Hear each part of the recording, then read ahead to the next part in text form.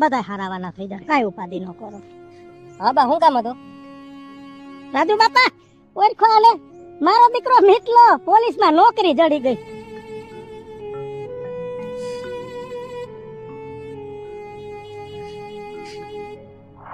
આ તો તમે બધા છે ને મીઠા ઝાડના મૂળ ખાવ છો. તમારે કોઈને કામ ધંધો નથી કરવો ને એટલે ભણવાના નામ લઈને મજા કરવી છે. સમજ ગઈઢા માણા હમું જો.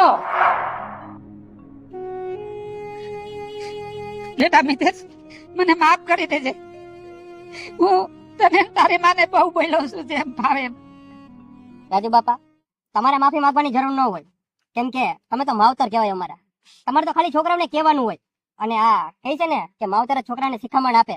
આ તમે જે શબ્દ કીધા હતા ને ત્યારે હું મારી માં આવ્યા હતા ત્યારે એ બે કડવા શબ્દ રહ્યા ને હમણાં અહીંયા ઉતરી ગયા હતા. અને ત્યારે જ નક્કી કરી લીધું હતું કે હવે તો છે ને કઈક કરીને જ બતાવવું છે.